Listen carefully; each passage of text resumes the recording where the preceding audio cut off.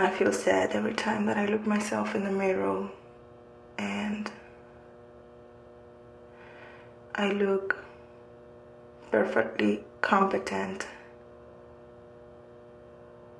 and I am not. And that's why I don't like to look myself in the mirror.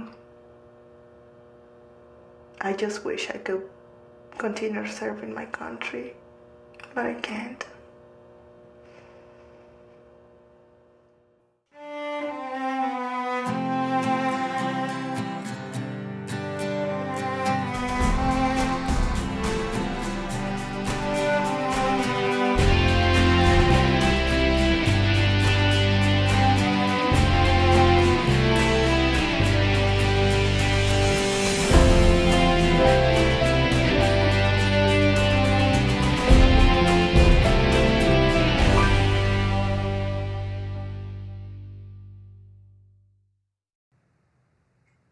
Welcome to In Their Boots, the show that tells the stories about the lives of military families and service members after their deployments to Iraq and Afghanistan. I'm your host, Tina Malave. This season, in addition to bringing you 10 new stories about the challenges our military members face after their tours of duty, we're hitting the road on a national tour. Once a month in cities across the country, we'll premiere a new documentary film that will inspire us all to help our enlisted men and women, veterans, and their families reintegrate into our communities. You can learn more about our tour by clicking the On the Road tab on our website at www.intheirboots.com. And as always, if you're a veteran, an active duty service member, or a military family who needs services, you can find a list of helpful organizations on the resources page on our website. A 2008 RAND study reported that nearly 20% of U.S. service members who have returned from Iraq or Afghanistan currently have what has become the signature injury of these wars, traumatic brain injury, or TBI. It's the most common trauma, yet the most complex. In today's story, we get to know 4 soldiers dealing with the constant physical and emotional struggle of TBI in an effort to heal their fractured minds.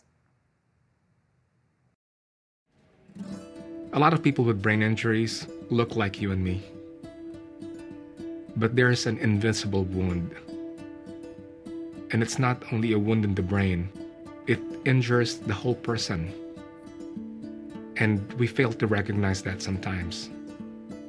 Some people are called the walking wounded because they can walk, they can talk. You will not even know they had a brain injury.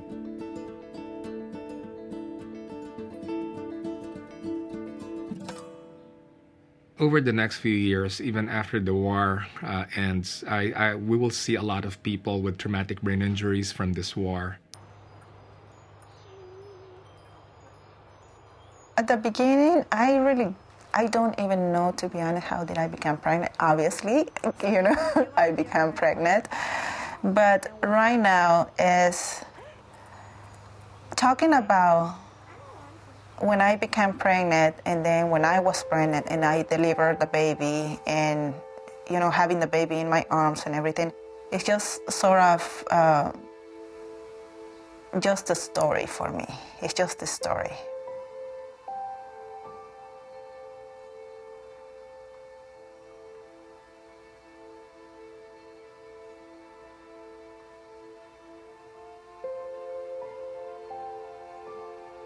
So that's what we do at night.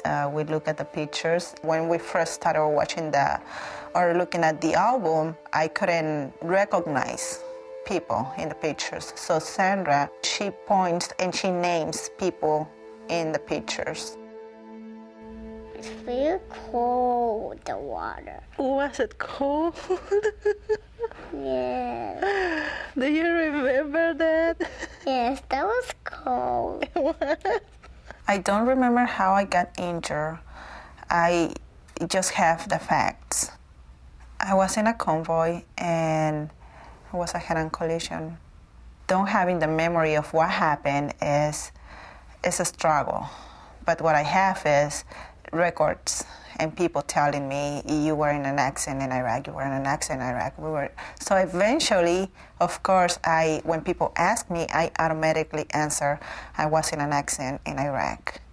My name is Sergeant Daniel Osborne. with the Army, currently active duty, and I'm serving with 1st Cavalry Division. Up until the end of this last deployment, I was their senior sniper.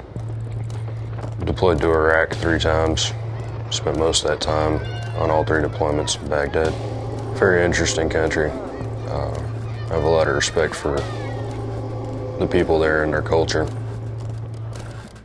The math in my line of work it's one of the more crucial points because you've got to be able to calculate your distance traveled, being able to estimate the wind,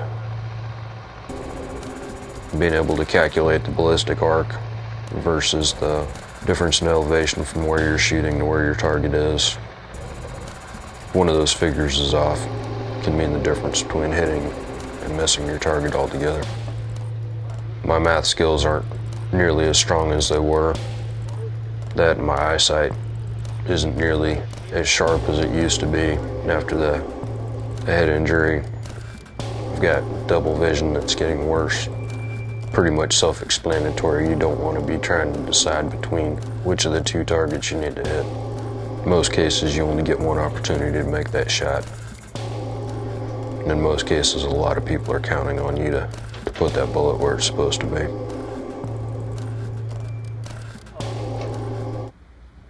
Glad I got to do it, but on the other hand, I'm glad it's over.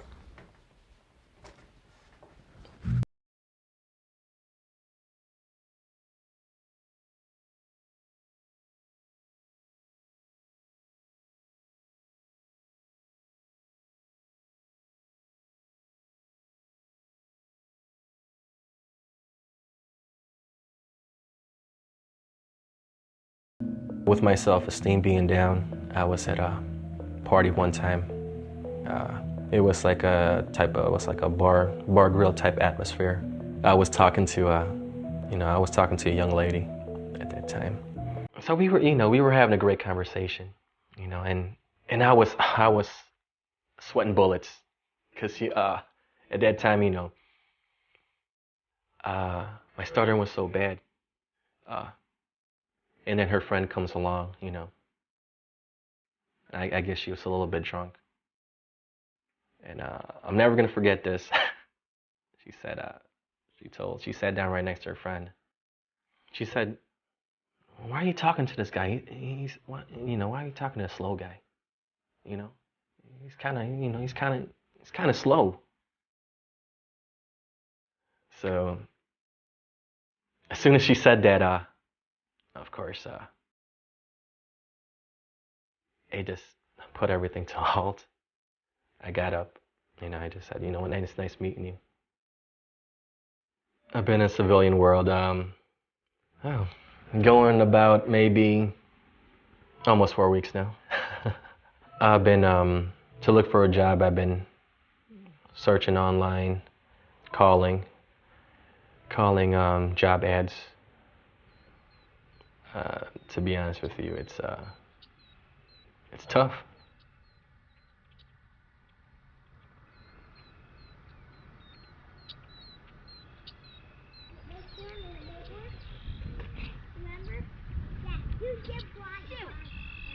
My name is Sergeant Retired Robert Briggs, and I served with the 224th Engineers. I actually joined in '92, and I was there 16 years.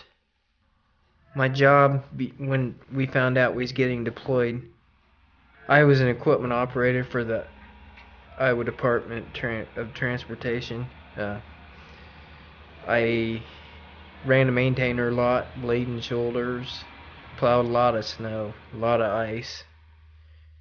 Our primary mission in Iraq was to remove roadside bombs from the side of the road as being combat engineers. It was a little bit dangerous. There's a scale that's used, and it basically breaks down traumatic brain injury based on the severity of the injury, or what we can say about the severity of the injury that the person had. And depending on how poorly they score on that, the person might be stratified as mild, moderate, or severe. The day I was injured, we were in Ramadi, Iraq. They fired 3 rockets in on us, and I don't remember anything after that. I lost my right eye, and I lost this whole half of my skull. And I actually left gray matter laying in the sand. Of course, if you ask my wife, that's my smart half. You looked at him when you walked in at Walter Reed, and you didn't know if it was him or not. He was so blown up. I mean, his face was huge, his arms, his legs, his feet, and he was, on life support.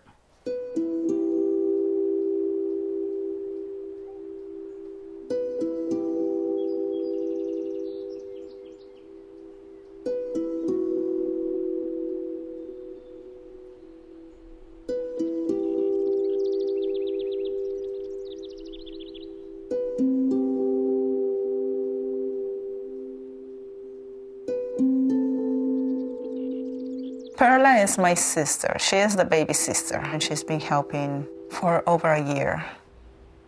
And she helps me with everything, Yo me veo con la Claudia y con la niña en 5 años juntas. Desafortunadamente han pasado más de 5 años desde que ella estuvo en el accidente. Los doctores dicen que debería de haber un progreso. De hecho, ella está en un retiro temporal para el Army, y este retiro temporal especifica que ella debe estar en 5 años bajo supervisión médica para que el Army determine si ella se va a recuperar o no. Entonces, el periodo de 5 años es considerable y ya pasó, ¿no? Entonces, yo me veo junto a Claudia y junto a la niña en 5 años.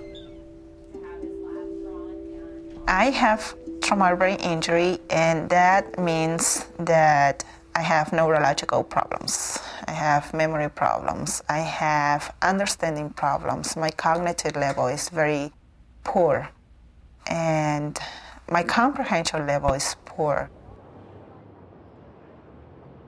One thing you have to remember about traumatic brain injury is that this is not one condition that you can treat. It's not going to go away even after a person has completed years of therapy.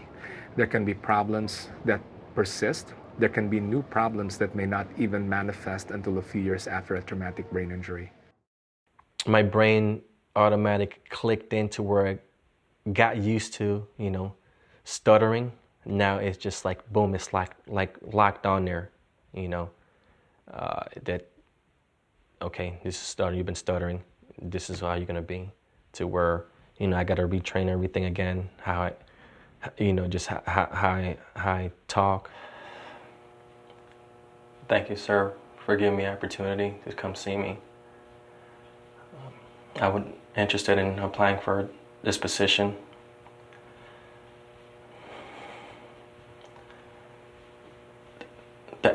Thank you, sir, for coming to see me. I am interested in applying for this position. I think that I'll be a good candidate for your company. I am hardworking, goal-oriented, and dependable. I would.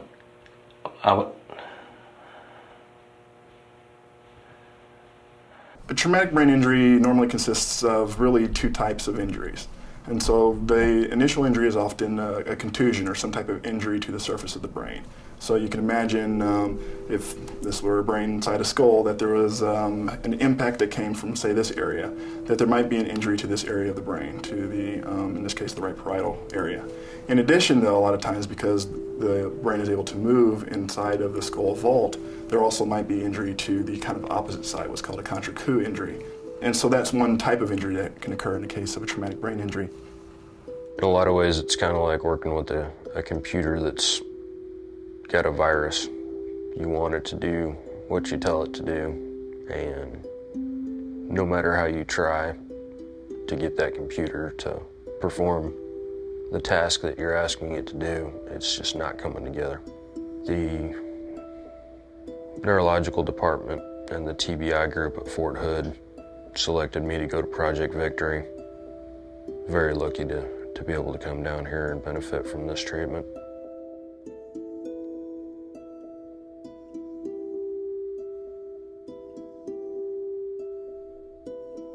Good, and we'll see how much of it you remember.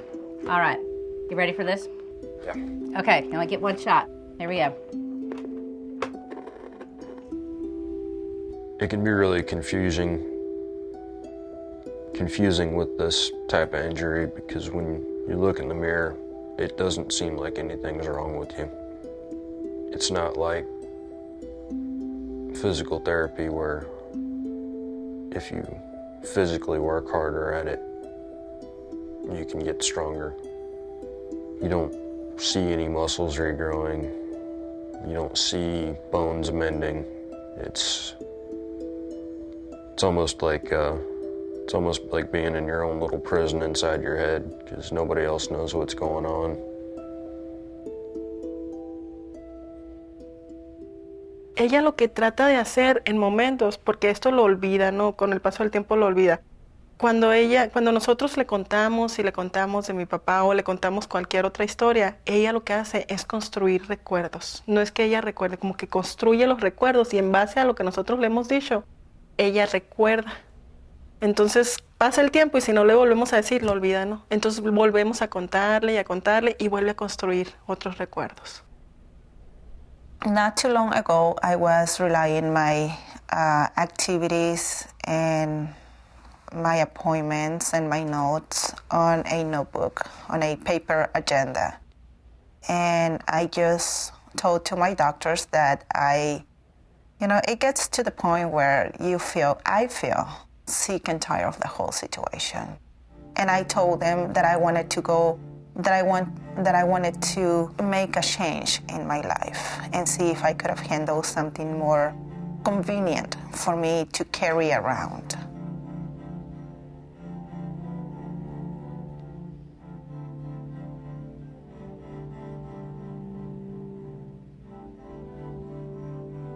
With my short-term memory problems, I will, like if I have an appointment or something, I will actually tell my wife about it and she'll write it down. It's on the internet. It's a service. It's not Iowa Telecom. It's not. Babies say it when they're young. Babies do it when they're young. Google. Yeah. Oh, crap. I'm gonna give you a time restriction. 30 seconds to describe that one. Yeah? You ready? Go. Spiritual. Ghost. A ghost that would live on and on. They also call that as spiritual ghost. Mm-hmm. Like an angel? that would live on and on, or people describe Dracula as what, since he cannot pass away. Eternal? Yes. Oh, very good. That's another thing too, memory loss and just remembering things. Because I'm normally on point of things. Nobody had to tell me anything, twice. And I don't know, like my girlfriend would say, or other people would tell me, you know what, Mark, you already told me that already.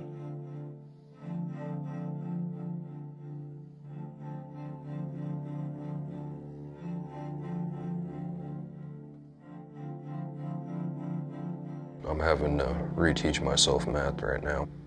Getting my brain to recognize the symbols and remember the rules.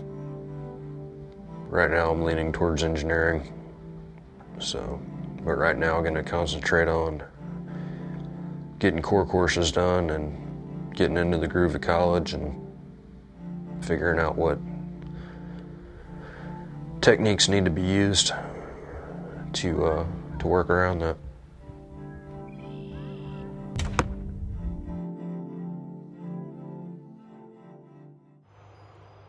When someone has a traumatic brain injury, it does not only affect that person. It will also affect the family, the friends, the caregivers, the people around that person.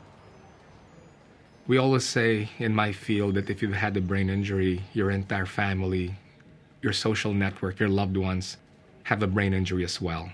Some of my symptoms that are not physical, I actually have a short-term memory loss. Not all the time, but if you ask my wife, it's a lot more than what I realize. A lot of people think I'm mean to him, but, that's what helped him get through this. He didn't want to be in a wheelchair. He didn't want to be in bed for the rest of his life. So I just keep pushing him. But I just don't even argue with my wife anymore because she knows, and that's what it takes for somebody who's dealing with mental problems, and she's on the outside looking in, so she knows. Tu tía Perla se puede sentar allá. Tu tía Perla no cabe. Pues se puede sentar en eso. Sí. A ver, dame que así.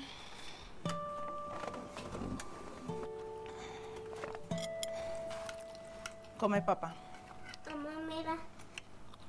Ay, good job.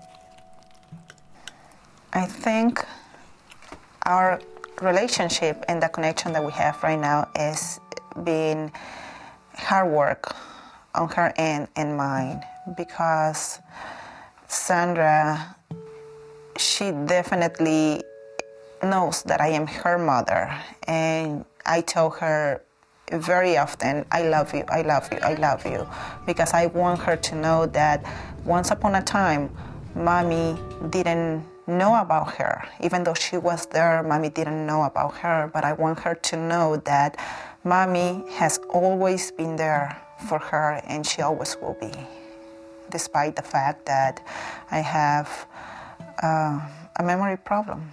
I have to face it. I do. My wife's she's gotten a wealth of knowledge on what's going on with this and what could be expected down the road. So she's just not sitting on the sidelines. She's been able to be, a big part of my recovery from this. To help me day to day, my wife, she's constantly challenging me and motivating me to continue to work harder, helping me to get my head where it needs to be to tackle the big challenge going to college. Sometimes she's there to kick me in the butt when I'm feeling down about things, issues that I'm having, or when the frustration builds up. It's definitely made our relationship stronger. It's been a huge help. I wouldn't have been able to do this without her. I would have gotten frustrated with everything and just given up.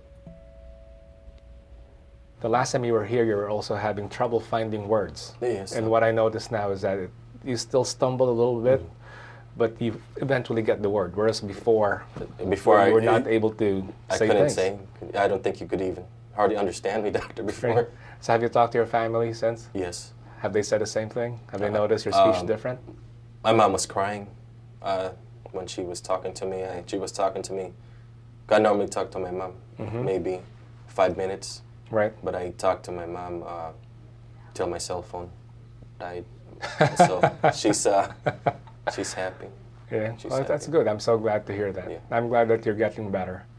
It's a blessing. Yeah. It's just a blessing I feel coming to Project Victory. A blessing that you was able to see me. But give yourself credit because you worked hard. This would not have worked if you had not committed your time and your energy to getting better. Yes, doctor. Do I think if I'm ever going to be cured? I would hope so. Head injury right now is, I guess the treatment is still fairly new. The military in general are actually finally looking at it, like, okay, this is actually, this is actually happening. Hopefully in the future, I'm praying that it would get better. I'm hoping to start speaking in churches. I'll start in probably my church that I belong to in Keokuk, and telling my story and just trying to inspire people. And so, you know, if I can do it, anybody can do it. Just because you can't walk, just because you only have one arm, you know. That's not the end of the world. There's no reason to get down about it, because there's a whole lot more to life than just sitting around feeling sorry for yourself. I'm going to be getting medically separated from the Army in the next couple of months. I'm going to miss the life a lot, but I understand that it's my time to move on.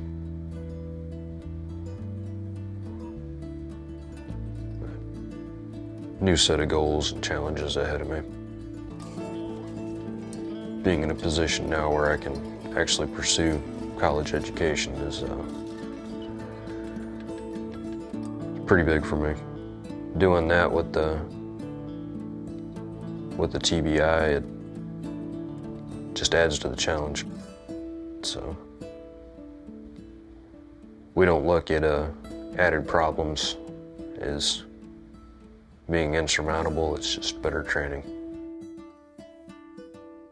I think it's important for the community to realize that we should not judge people by the way they look, because I even myself look myself in the mirror and I say, how is it possible that I can't accomplish one task in one day? But I think we need to get educated on not only being compassionate with those that are missing a limb, but also with those that look perfectly normal, and we certainly have a problem.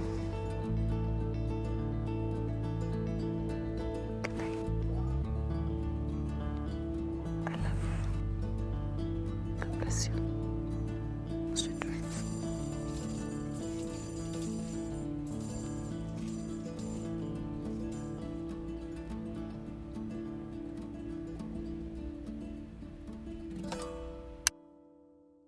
Welcome back to In Their Boots. Today we're joined by Army Specialist Retired Claudia Carrion and the Director of Project Victory, Sean Brassard. Hello, ladies. Thank you so much for joining us today. We appreciate it. Can we begin by, can you explain for us what TBI actually is and how that can affect a returning soldier? Of course. TBI is a traumatic brain injury, and how that occurs is usually an insult to the brain. That can happen through a gunshot wound, it can happen through stroke. What we're seeing typically with the OIF military is that it's an IED blast, and they receive an insult to the brain through some blast exposure. What we're seeing with our soldiers and how it affects them is really it affects all areas of life. It affects people physically, their balance is off, they have more difficulty doing things physically with strength and range of motion. Cognitively, they have more difficulty with their thinking skills, such as memory or paying attention. And then, of course, emotionally, often people experience depression and anxiety after an experience such as that. Right. Now, it seems like it's only been in the last few years that TBI has really become widely recognized. What do you think has kind of sparked this new realization? You know, I think it's kind of sad to say, but because I'm sad to hear that Bob Woodridge had to go through what he had to go through. But I believe that he brought a lot to the spotlight with his injury and the show that followed subsequently. I mean, it made a big difference in the traumatic brain injury world, and it really brought things to the forefront in the American culture. Right. Now, Claudia, we've been watching a little bit of your story. At what point did you realize that there was something very wrong? I think I did not very far from today. Before I didn't know. Now I know that I have TBI, but I can't tell you before because my situation happened so different. I have memory problems, and my memory problems are from the beginning. I cannot even remember what happened 2 days ago. So if I had a TBI back in 2003, all that I know is that I got a TBI in 2003, and then I had it 2004, 2005, up to the present. But we've been working on it, and certainly I am better than what I was back in 2003 and years back from today. Do you remember, or has your family told you, was this something that was a gradual loss for you, or was it that we woke up from the accident and everything was different? For what I know, to be honest, I don't even know this story. I know that I was in this accident. I don't know what happened. They kept me on duty. Then I had some problems being in the military, and I was demoted because I was disobeying orders due to my retention of information, which I didn't know I have a problem. And then I was transferred back to the States, and they treated me, and then they released me, and then my family saw that I really had a problem. I kept going to the VA. I was getting lost from my house to the Circle K. Then I became pregnant. I didn't know I was pregnant, so it was a news every day. I give birth, and I don't know that up to this point, I can't remember being pregnant and giving birth.